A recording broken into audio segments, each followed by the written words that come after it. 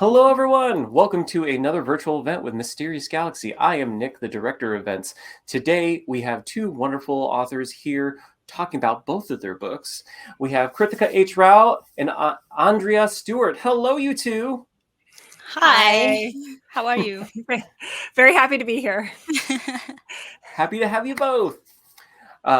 We are celebrating not only Andrea Stewart's final book in her trilogy here, The Bone Shard War, but we're also celebrating the debut for Kritika, The Surviving Sky. Yay! Kritika is a science fiction and fantasy writer who has lived in India, Australia, Canada, and I'm going to mess this one up, Sultanate of Oman. Yeah, you got that right. Perfect. Her stories are influenced by her lived experiences and often explore themes of consciousness, self versus the world, and identity. Andrea is the daughter of immigrants and was raised in a number of places across the United States. Her parents always emphasized science and education, so she spent her childhood immersed in Star Trek and odd-smelling library books. Questionable. When her admittedly ambitious dreams of becoming a dragon slayer didn't pan out, she instead turned to writing books. I think you still got some good years on you if you want to try for that dragon stuff. But... Someday. So this is the part where I'm going to sound like one of those guys on HGTV, because if you get While Supplies Last, Surviving Sky, you can also get a signed book plate, everyone, While Supplies Last, and these awesome enamel pins. Ooh, look at that. Oh, okay, where's the camera? There's the camera. That's so cool. I'm a sucker for enamel pins. Oh, they're so gorgeous.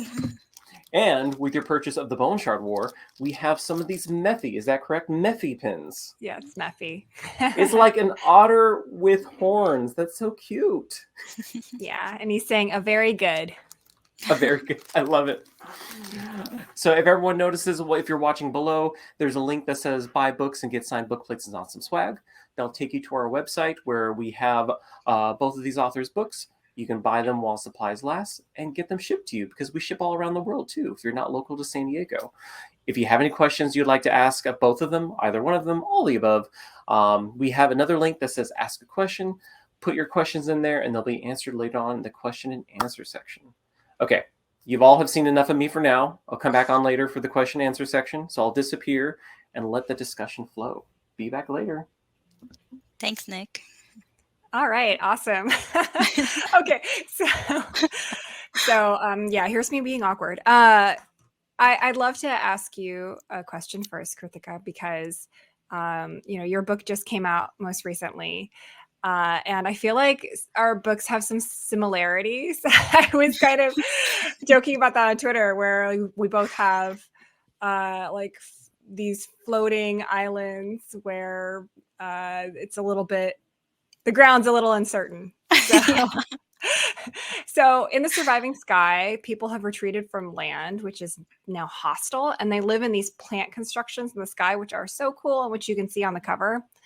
And it's such an interesting and unique world. So I wanted to ask you what your world building process was like for that. It's so interesting you're asking me this now, because just before this event, I was kind of working on some world building elements for the third book. And I was like, oh my God, how did I do this for the first two books? This is impossible. So I hope that as I'm kind of answering your question, I kind of remember as well, like how to do it, because looking back, I feel like it was really organic for The Surviving Sky. There were a few things that I kind of knew I wanted to pinpoint, like the world over these storms, etc.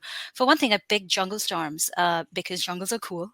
And yeah. I just have like a thing for them. I'm just like, oh man, jungles are cool. They're just so like treacherous, etc. And how can we make this even more treacherous as if nobody can go into those jungles at all, right? And that way, civilization only has to exist, above the jungle storms, just kind of floating, etc.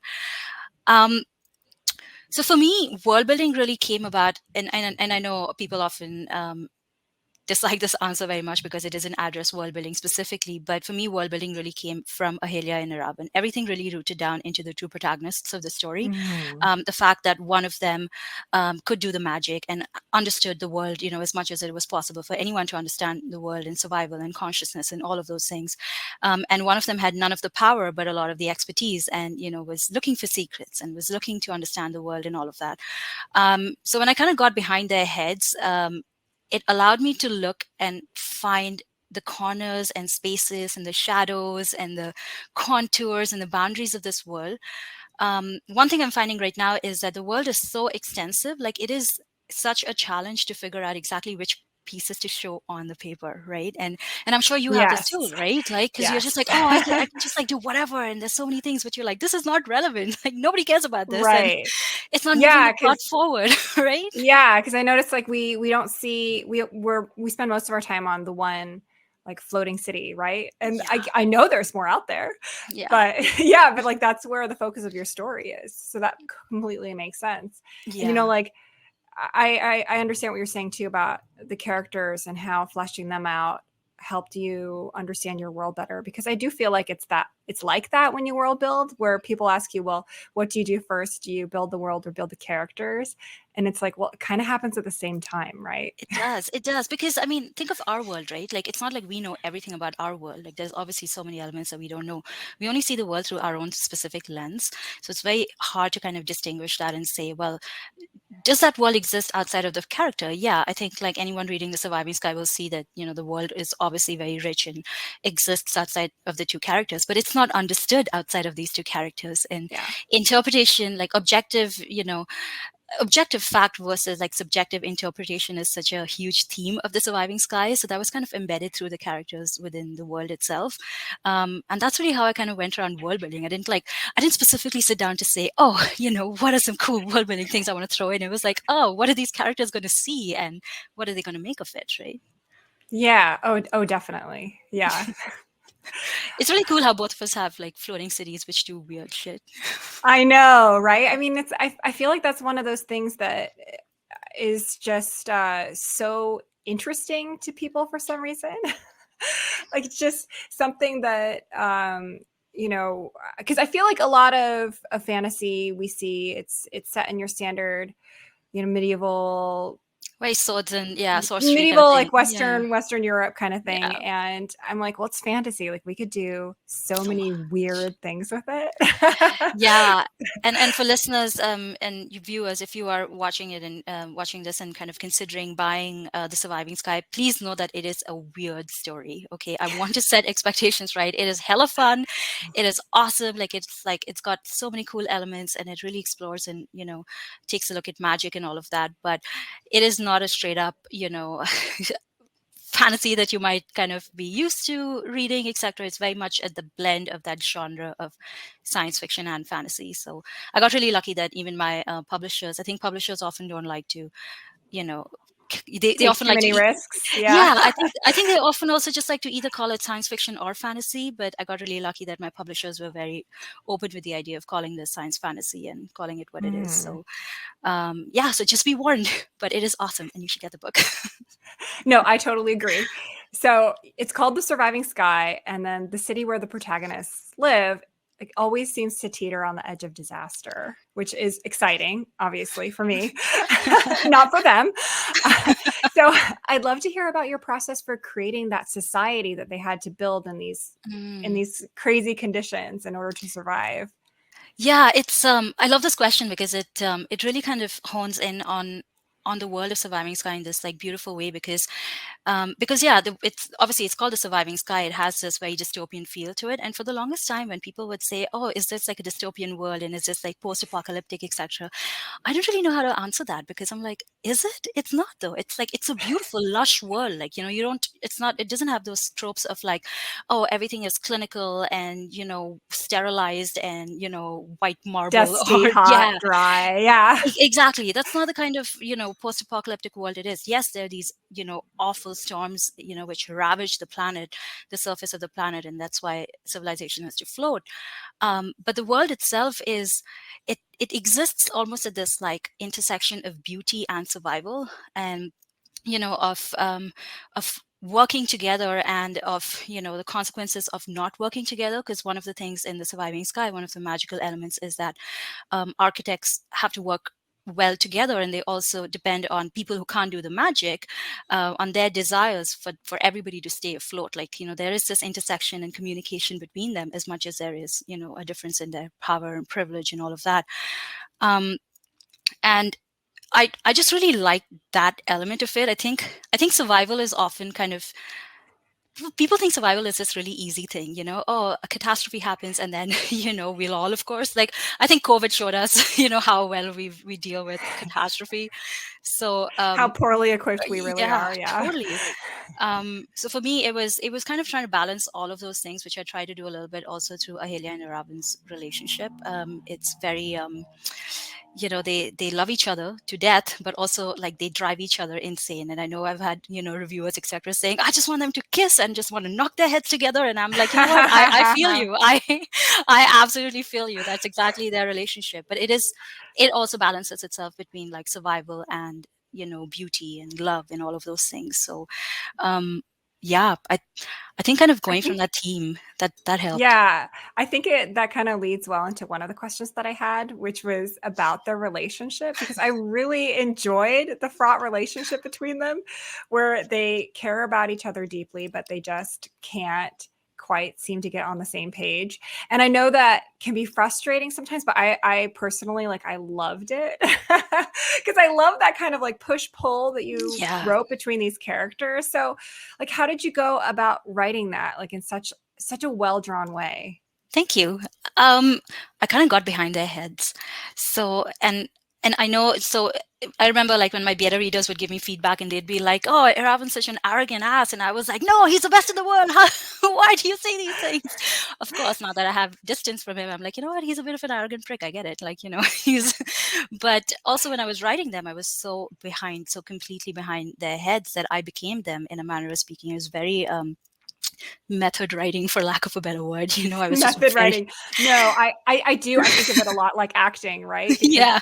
Even when you're sitting at your computer, you're like making all these weird expressions because you're like, what are they feeling and thinking, and that's the only way their face look like right now? Absolutely, and I think like when you kind of get behind a character's head, and then you get really honest, I think. So you don't worry so much about like somebody's perception if they come across being arrogant or being, whatever. Like, they are who they are. And I think at the end of the day, that's how it is with Ahilya and Aravan. They're very flawed, they're very human, but they are who they are, and they're not lying about it. And they're in their middle 30s.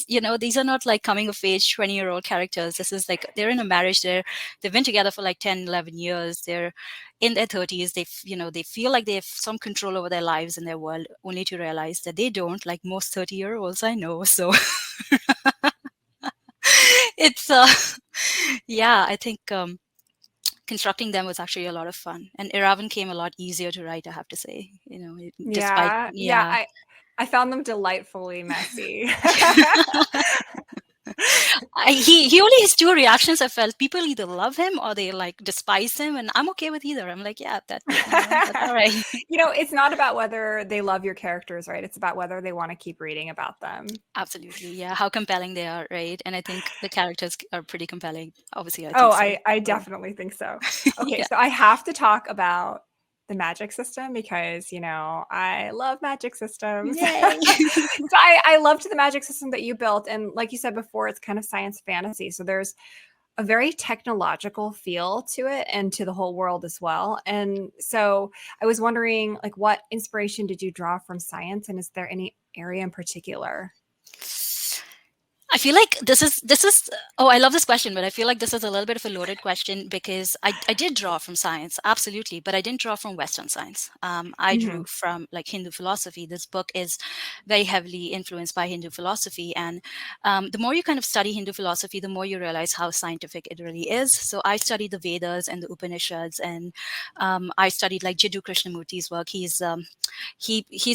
was a fantastic like philosopher, etc. He used to work quite closely with like physicists, etc., and really talk about consciousness and things like that. And his work is super abstract. And as you kind of read The Surviving Sky, you'll see that the magic system can get a little bit abstract, which is why I had to like Mhm. ground it and pull it down into like really very like tangible visuals, because otherwise it can get very difficult to parse. And so I did draw from science and philosophy, but it wasn't like a specific area of Western philosophy. Like all of the theories of Mhm. consciousness in there are all very influenced by Hindu philosophy and Hindu schools of thought, etc. The fact that consciousnesses are connected to each other, that there is a universal consciousness, that that there are different planes of consciousness, even, and that's something that Mhm. the Mhm. architects really kind of deal with, and yeah, things like that. So I feel like that's where it came from. And looking back, I can't even think of like any specific like book or text, etc., that I read, because like this is my lived experience, and I've kind of grown Mhm. up reading and studying about these things that I think inevitably they find their way in most of my writing.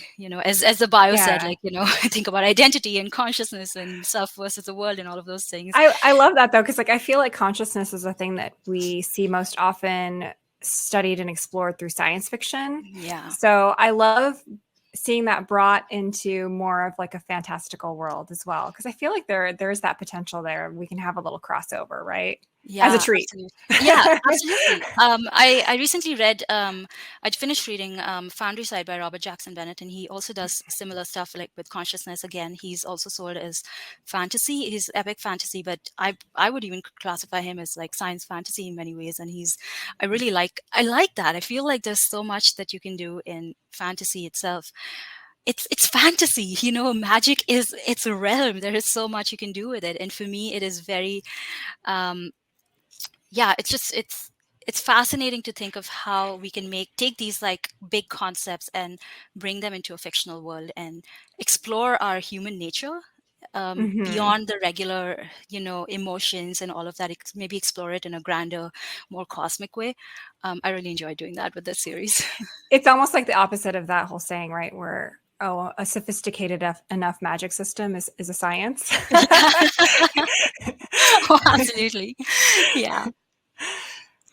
Okay, so you mentioned on social media the way that the cover has some details. Like when you look up close, they're almost like Easter eggs for the story and the world you've built.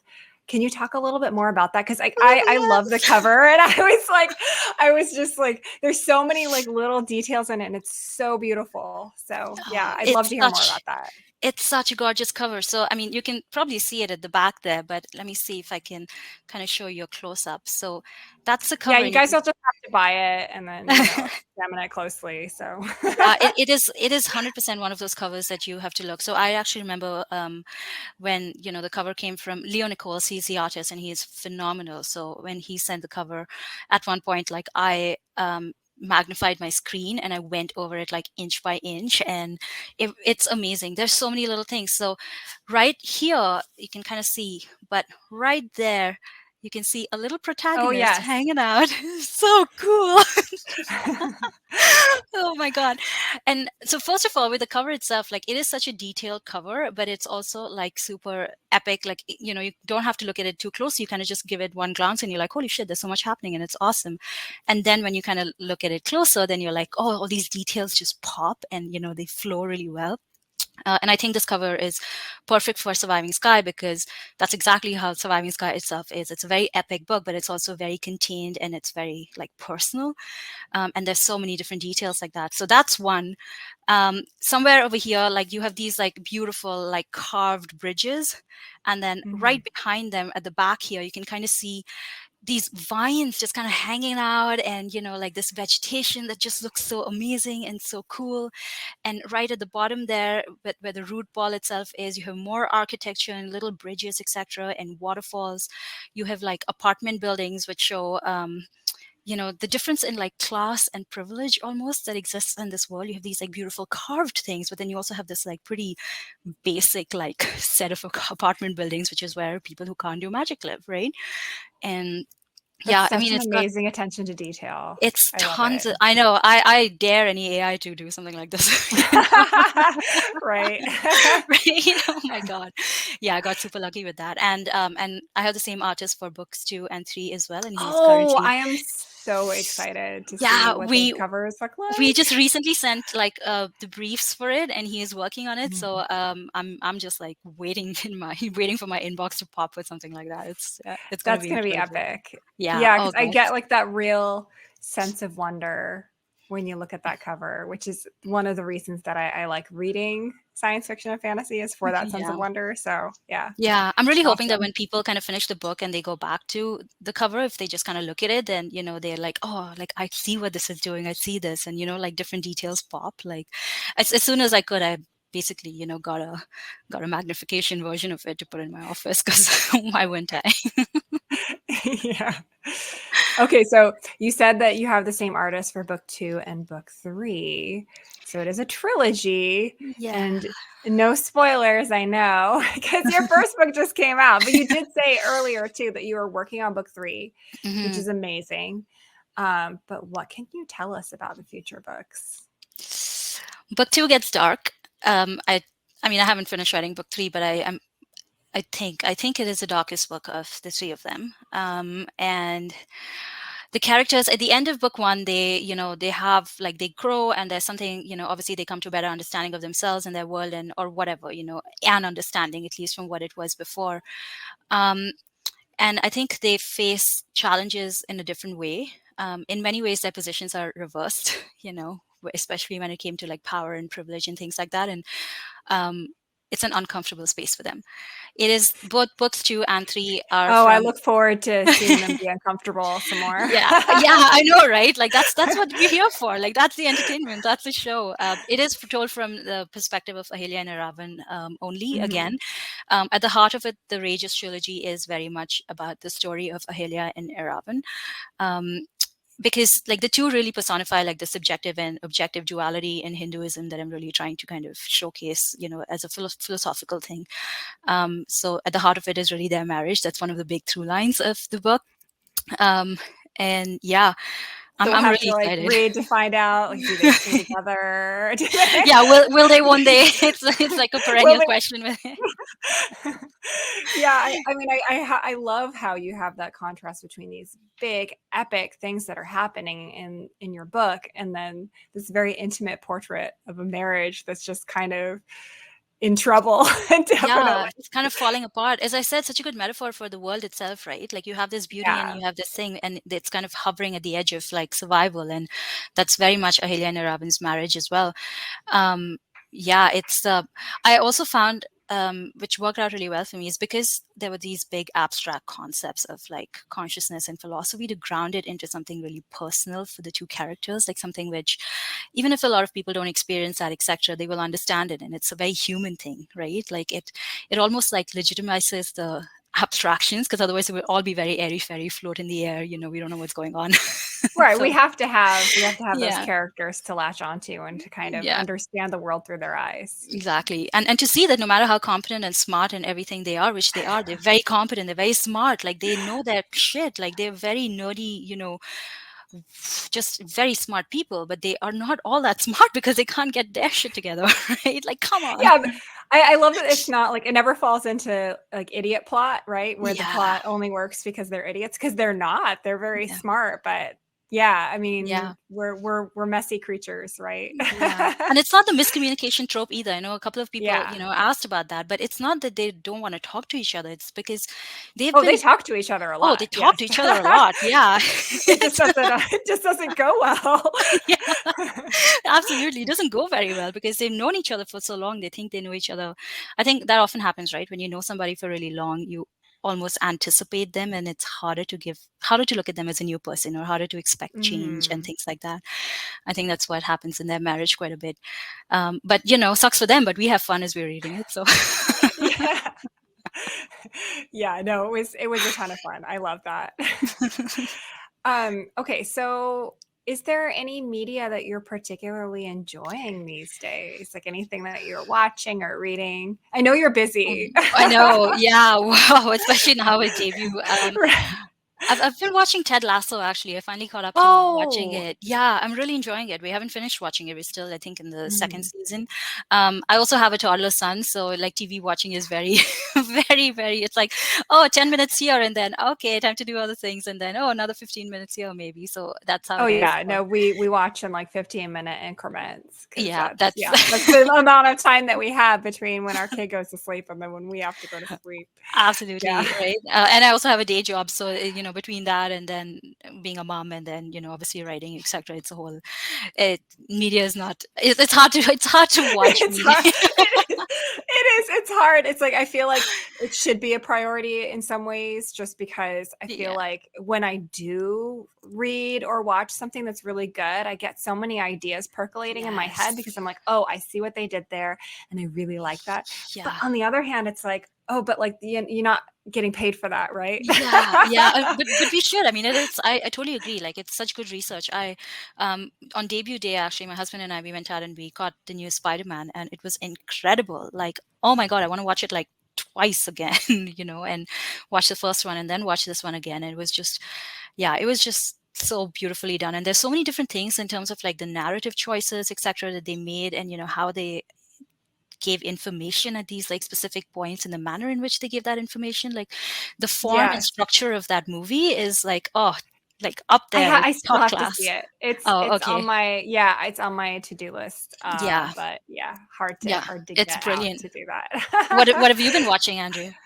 Let me see. Oh gosh. So I went and saw the last Fast and Furious movie. Oh, Yeah, I know. yeah, I had some time to get away to the theater, and that's what I that's chose awesome. to watch.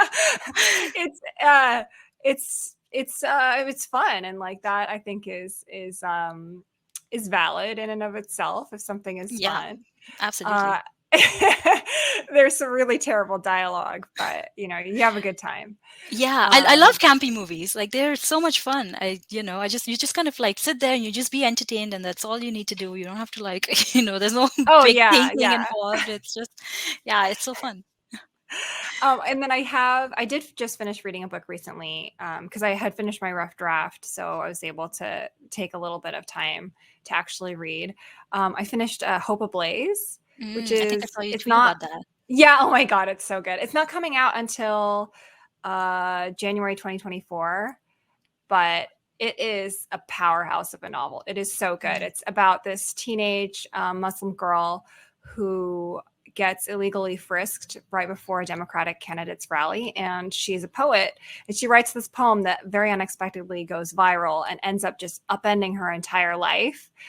And I had so many feels reading it. I feel like it's got some very like universal themes where it's like, okay, do you stay silent in order to fit in? And that's like I Mhm. feel like a very universal Yeah. thing that we all think about.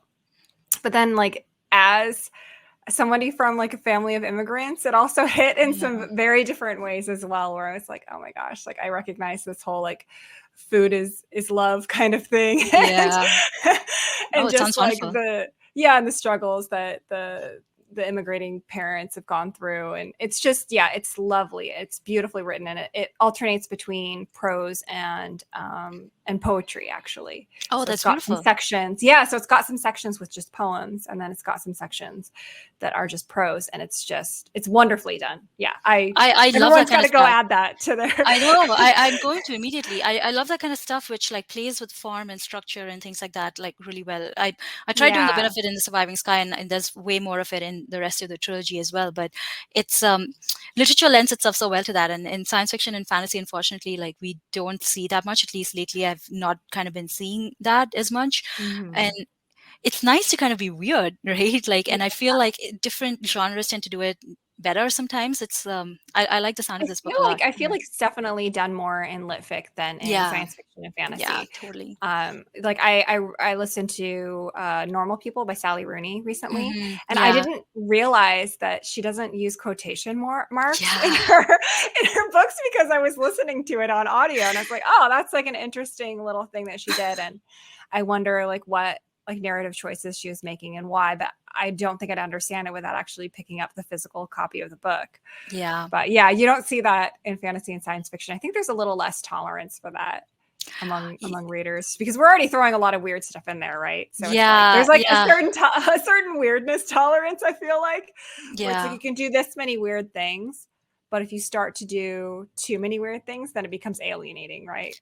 Yeah, and I think there's also like definitely a skill and a trick to it to not, as you said, like not lose the audience as you're kind of doing that, but also keep it contained and make sure that it is a full, complete story. I think science fiction and fantasy, lit fic for at least some part of it, can get away with not being super plotty and not really necessarily having like um, all of those different touch points of a specific plot and the movement of plot, etc. Can very much be about the human condition and the story and just all of that. But I think science fiction and fantasy, for the most part, is still very plot driven and can be very plot driven. So I think you're right, like you do too many things and then you kind of lose sense of the plot, and then you're like, okay, well, what is the story about? And you're like, oh, like I don't know how to tell you. Well, So there's a little crossover. Like there are some yeah, things that are kind of considered lit fic while still being speculative, yeah, right? So yeah, there's like that little gray area, but yeah, I think it's like hard to slot yourself in there. yeah. But that's yeah, that's genre. I'm, that's why I'm just like, oh, it's not going to be science fiction or fantasy. I'm just going to make it both. So how are you feeling now that the trilogy is over? Oh gosh. I wrote like a whole blog post about it, how weird it feels, because, Yeah. with publishing, we're always kind of constantly living in the past and then also in the future. Like we feel like we finished a book, but then we get proofs, right? And we're going over Yeah. the proofs and we're looking at it like one last time. And then by the time that it comes out, like we've already been working on other books. Like Yeah. it feels like something that's in the past to us, but at the same time, it's not, because people haven't read it yet. Yeah. And it feels like to me sometimes that a thing isn't real until somebody else is also experiencing it. Yeah. Because if it's only you that has experienced it, then what does that mean, right? Yeah. And I feel like books and reading, a lot of it is that kind of shared experience where as soon as you read a good book, you want somebody else to read it so you can talk about it. Yeah. I mean, I don't think I know anybody that reads a book that they really love and says, you know what, I'm just going to sit with this myself Yeah. and not tell anybody else about it. Yeah. I know I'm gonna go check that blog post out after this to see what you said about it, because I'm so interested, as I'm kind of wrapping up my trilogy. The first book is just out, but I am kind of working on the third book and hoping to wrap it up this year. So as you were kind of working, it's been such a journey. 2020 was when you did this, and now it's 2023, which, I mean, congratulations. That's a lot of words you put out, in the It last was few a years. lot. Yeah.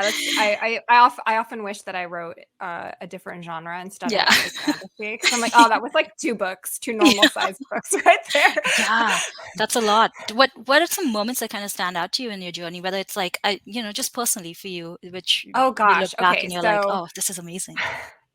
the first one I think was well, obviously, like getting that first offer, because it Yeah. had been a really long journey for me. I started querying my first manuscript in 2007. At least that's as far as like I can see in my email. I think I might have done some earlier on paper, because I did those paper ones too. Yeah, with the self-addressed envelopes, and you send it out, and then you get it back, yes. and it's a whole It's like, thing. what does SASE stand for? That's something that people in Yeah. future generations won't have to understand. Yeah, It's they've got self-addressed very stamped envelope for people who are listening. yeah. But yeah, so I'd started querying my first book in 2007, and then I got my book deal in 2019. So getting that first email with an offer was crazy, right? And then I got more offers.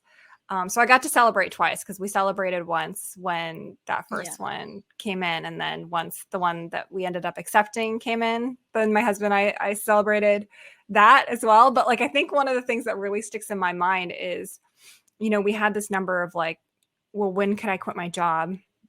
And it hit that number and it surpassed it. So I quit my job, and that was like a really weird thing for me, because my workplace didn't know that I was a writer. Like, so like going in and talking to my boss and saying like, hey, like I'm a writer, I got a book deal and I'm quitting. That was a very memorable experience for me. I loved my work. It was great. It was just, what would I rather be doing? Yeah. So that was like a big thing for me. Definitely seeing my first book on the shelves It's like we always dream about that when you we want to be a do. writer. Like that's I like remember like before I got book deals or anything, I was actually like I would get scared to go into a bookstore because like I had this sense of like, am I ever gonna get there? Like, will I ever see my books there? Always like you kind of doubt yourself. And I know there was a small phase in my life where I was just like, oh, I see a bookstore and just gonna walk past it because I don't want to like go in because I'm just like, oh, it's just reminding me of like I'm not there yet. But you just persevere and yeah. you If do you what were you doing do. the paper queries too, like it's a long journey. I always feel bad for people who say that they're starting to do querying because I'm like, Yeah. oh, that's tough. I Yeah. felt like that was the toughest part of the whole process. I did have 2 books go out in submission and die. And I feel like that was not as hard as querying was because you're just throwing things out into a void and like you often don't even get a response, right? Yeah. It's not even somebody saying like, oh, like I hate this. It's just like nothing. Yeah. And you don't have an agent kind of there, at least backing you up and saying things or helping define your next manuscript or whatever, or even championing you and just telling no, you're good. Like this is just a sucky industry, like hang in there. You don't have that as a querying author. So yeah, it is tough. Oh gosh, agents are really like therapists in some ways, aren't they? That's so amazing. And look at you now. And like you have congratulations on Sunday Times bestseller. And then I was so excited about that. Yeah. So well deserved. That's like a bucket list thing. Yeah. Hi, Nick. Hello. I think we have reached the time where it's time for audience questions. We have a few in there now, so I'm going to go ahead and read through them. Remember, everyone, if you're watching live, go ahead and submit those questions so the authors here can go ahead and respond to them. First one we have, Kritika, you talked about getting into your characters' heads for both of you. How do you do that? Even a character like Mephi, is that a head you can get inside or that you want to? You go first. Yeah. Okay. How do I do that? Wow, I don't know. I think for me it's really kind of first understanding before, and this is like right from get go, first draft, etc. It's like I will write a few paragraphs and sentences and maybe paragraphs just to feel the character out sometimes, and oftentimes for me, I wish I had a better answer for this, but oftentimes for me that just kind of becomes evident just because of the nature of the world and the story and what I'm trying to say. Their voice comes usually quite quickly to me, and then it's just about finding letting them do their own thing. If there's a dialogue that kind of happens, and how would they react to it without making any judgment calls. And I think for me, that is the easiest way to get behind a character, is to not judge them, just let them be who they are, instead of trying to force them to go in one way or another for the sake of plot or for the sake of whatever. Like, yeah, they have to do something with the plot, obviously, but let them find their own way towards it. And it might not be a way that you think that you want it to go, but if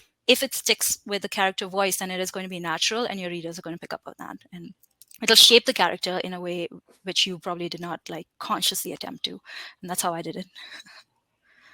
Yeah, I mean, for me, I think a lot about their background and what in their environment and in their past made them who they are.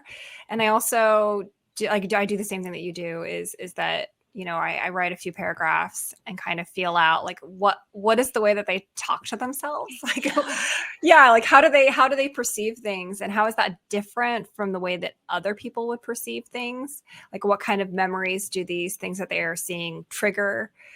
With Mephi, I kind of just modeled them after a cat I used to have. So I thought a little bit about like I'm like, if my cat, if he could have had a voice, like what would he have been saying? Because he was very mischievous and very affectionate and just getting into everything. So I do sometimes like, you can start with an archetype, right?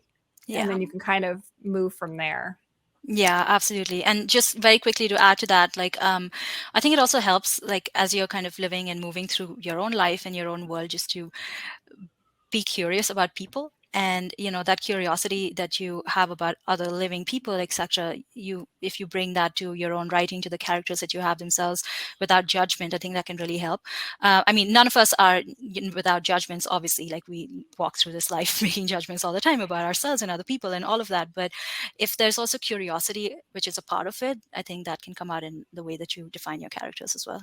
So Yeah, that's I been think that helpful. was like the only reason that online dating was fun for me. Back when I was doing that, it was kind of like, well, like what's this person and what makes them tick? Like Yeah. what's their deal? Yeah. And I mean, and both of you are in a great profession where when you go on tour, you're meeting lots of people. Here in the store, I remember having events where authors would have a person come up to them, read the name because they're personalized, and go, "Oh, that's really interesting. Can I borrow that for a book?" Yeah. Yeah. We're always on the lookout for good names for sure. All right, thank you for that question. Okay, next one. Was there any parts in your books where you hit a huge writer's block, without spoilers, of course? And if so, how do you get past the block? Um, there were a few parts for me, and I'm currently struggling with that. It's not really writer's block as much because I always just kind of show up and I push through it and I just like I will put down words even if they are crap words often, and or planning, and I feel like for me. Writer's block usually happens is I'm a bit of a planner, so I will plan like my scenes out a little bit, and then start writing them. And if I don't know what that scene looks like, for me, that is what writer's block is. And what that means to me is that I need to go back into the world a little bit more or into characters a little bit more and understand them a little bit. So it's almost like, it's a map, and then there's a part of the map which is kind of shaded and hidden, etc. And I need to find the light and shine it on that part of the map.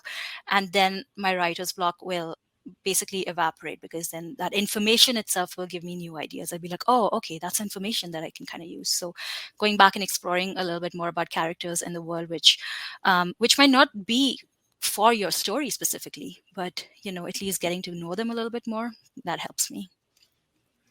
Yeah, I don't know if I have writer's block per se. I definitely have points where I get a little bit stuck and then I just open up another document and then start just like free writing and like figuring out like, okay, like what is my problem here? Why am I getting stuck? What should they do to get through this? When I'm really, really stuck, like book two, I had not written a book two before. I've written a lot of book ones because that did not get published.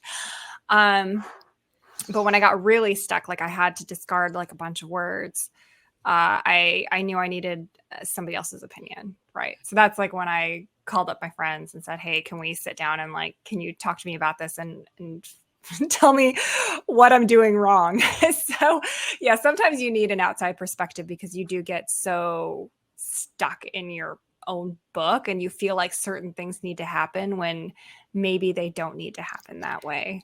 Yeah, that's so true. And I think I've found like a few choice questions from like beta readers or friends, etc., can really unlock things which you didn't think about. And often sometimes like you say something in a whole different way, different words, but it's essentially the same idea, just a different lens on it. And you're like, huh, I thought about this before, but why didn't I think of it this way? This makes so much more sense. And then Yeah. that helps too.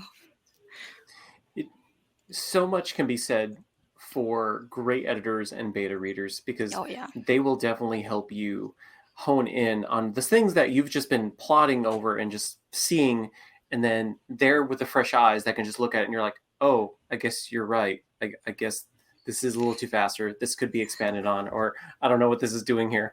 Yeah. You're always like, yes, that's awesome, but oh my God, I have so much work to do. So. Like, oh, that's great, but more work. Correct. All right. Speaking of planning, how much plotting versus pantsing do you do? How do you know about your story before you're drafting? Do you want to take that first, Andrew? Sure. Yeah. So I do a lot of plotting, but like anything with writing, I say it's more like a guideline than a rule. So I do like split things out chapter by chapter and have everything pretty detailed before I start writing. But I often find that I end up having to make changes as I go, or I know that I'm going to have to make changes afterwards. So I do plan, but my plan's not always great. Plans need to change, right? I think you have to kind of be flexible with that and allow the story to almost take its own shape. Because I'm similar to that as well. I do a whole lot of planning too, but I think what I usually start off with is I make a list of awesome, and I'm like, these are all the awesome things that I kind of want should happen in the book, and then I find places to fit them at like pivotal points, and then I see what is the best way to jump from one to another while it makes like narrative sense and cohesive sense. So that's about the extent of planning that I do, even though it is way more detailed than just this. I'll probably plan out like, okay, this is what it visually looks like and that kind of thing. But it's in those, I feel like the story really, the pantsing part of it really happens between those moments of awesome. It's like, how do I get from point A to point B? And that is the most rewarding thing, because like, yeah, these things need to happen, for the kind of story you want to tell, but how do you get to that? That's where a lot of character moments and, character development and things like that really take place for me. So it is a bit of a mix of that for me as well. Kind of letting things happen. But I feel like if I have like a blueprint or a template, just kind of suss out the shape of the story as I have my list of awesome, that helps, because it's always like an anchor point to kind of come back to if I kind of lose my way, because at least I know where I'm headed to, and I can find my way there. All right, and then unless anyone else has any more questions, this is our last one, it looks like. For both, were there any characters that grew or lessened in importance from your initial draft to the final product? And I guess for you, Andrea, now that you have a completed trilogy, were there any characters, that can go in the same way that change in importance throughout your books? Oh gosh, like I don't know. So I actually probably not that much. I had figured out like what I wanted to happen in book 2 and book 3. Not the details, but I knew overall like the major movements of the characters. So yeah, I think that was, they stayed about the same. Like I said, okay. I do a lot of planning. So most of the time I stick mostly to the plan. Well, you get it right the first time. That's awesome, right? Oh no, I don't. No, God, no. I threw out like a whole book's worth of words on book 3 because it wasn't coming together the way that I knew it had to. It was like 165K, and I just started over. That's good for you. Like, good for you that you knew to do that. But like, because that's a hard call. The major movements of the characters and everything stayed about the same. Yeah. For me, I actually did have a big change, because in the very first version, and this was the version that this was right before I sent it to my agent, and then eventually that's the one that got acquired. There are two main characters in this, Ahelia and Iravan, and initially it was very, very Iravan heavy, and it almost seemed like this is just Iravan's story and Ahelia is just kind of there. And I think part of the reason why that happened is because A, Iravan is the one who does the magic, and I kind of focused very much more on that, and B, personally for me, Iravan was the easier character to write. And which is funny because like he's such an asshole character, but I don't know what that says about me. But but he was, especially because I'm like, oh, I get behind their heads, and then he was the easier character to write, so that's fun commentary. But he was the easier character to write, and then I had to track back and especially because right from the get-go it was a dual POV book, and my beta readers were like, I'm not getting a sense of why Ahelia is really here, what's she doing, what are her personal stakes in this, where is her story. And out of that, there were a whole lot of plot elements, etc., that basically came about to be, just because I was like, hey, they're right. Like, this is not just Iravan's story. This is very much Ahelia's story too. And Iravan is also such a force of like nature in many ways. He's such a charismatic character that I think like when you read the book, you'll see how easy it is to get seduced by him. That which is what happened to me. So I was just like, oh, I'm just going to write his story. And then thankfully my beta readers were smarter than I am, and they're like, no. No. So yeah, it changed significantly, and now the story is very much about the two of them, and this is the story that I wanted to tell. I didn't want to tell only Raven's story, and it helped to get that perspective from my beta readers and editors, etc., to help me tell the story that I want to tell. So yeah, there was definitely a lot of change. Thank you. All right, and for the both of you, do you have any closing comments or words of wisdom you would like to give those people out there who just, they just haven't gotten the courage yet to try to do their author dreams? It's rough out there. It is rough out there. But I Rethink. actually do, because I've been thinking about this for the last little while, especially with the release of The Surviving Sky. And if I were to give any advice, it is that um, it's okay to be weird. And I know that a lot of fantasy, especially, and a lot of books out there are, to many respects, getting more and more commercial. There is a trope, there is a trend, people are trying to chase that, and honestly, there's nothing wrong with it. If that's the kind of story you want to tell, go for it. But it's okay to be weird and to make things your own. And I've found that the more specific you are, the more specific you think of your reader and your audience, even if that person is just you yourself, the more appeal it's going to have. Like, honestly, the reception that has come for Surviving Sky, so many people responding so well to it, etc. I didn't think this was going to happen, because for me, it is like one hell of a weird story. And I'm like, who are all these nerds out there? And they're nerds out there just like me. And I love that, because I wrote for the nerd in me. And there's other people out there who are resonating with this story. And if you write for the kind of reader you are and make it as specific as you can, you will find more general appeal. And of course, do tons of revisions. Don't just, be like me initially and be like, oh, this is a one-dimensional story. So that plus revisions, I think you got yourself a good book. Oh, I always say, like, find other people who are also very interested in being authors and just form a group, form an online group, because sometimes there are thoughts that you shouldn't put online that you can just talk to your friends about. And also, it's just a tough business, and having the support of people who are also going through the same thing, it's so important, because it makes it so much easier.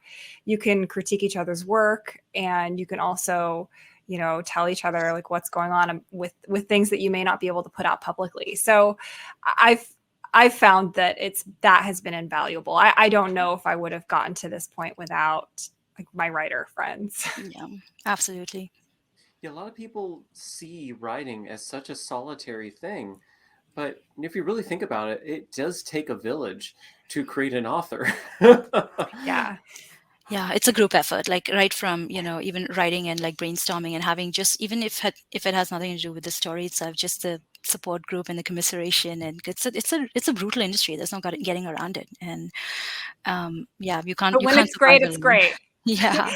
When it's great, it's wonderful. Yeah. It's showbiz, right? That's what it is. Yeah. Really. We won't comment about the things that have been happening the last couple of years, but yes, when it's great, it's great. Well, thank you so much. Kritika, Andrea, thank you so much. Congratulations to you both. Thank you. Before we close this out, where can people find you on social media so they can see what you're working on next? What's going on with you? I'm on Twitter and Instagram as Kritika H. Rao, the same spelling that you see on your screen, the same spelling on my books. That's my handle. Obviously, no dot there, just Kritika H. Rao. Instagram, Twitter, TikTok sometimes, but not really. So. Oh, you are on TikTok. Oh, I have to see if I'm following you. I don't remember if I am or not. I mean, there's barely anything there, but sure. I'm at Andrea G. Stewart, G as in Grizzly, on Twitter and on Instagram, and sadly on TikTok. Putting my 40-year-old self out there. Hello, fellow kids. Yes. So. I have it installed on my phone just because the store makes me. Well, it takes you a little while to get used to, because every time you open the app, you feel like it's yelling at you. Oh, absolutely. My yeah. gosh, especially when it's like, you might like this. You want to follow this? No, what are you doing? Stop. Angry yell at clouds. Thank you, everybody. And don't forget, if you have not yet purchased your copies of your books, how dare you? Do it now. Go ahead and get the Bone Shard War and the Surviving Sky, as well as the wonderful swag attached to it while supplies last. All right, everyone. I hope you all have a good night. Thank you both again for doing this. I really appreciate it. I hope you all have a good day. Thank you so much for having us. Bye, everyone.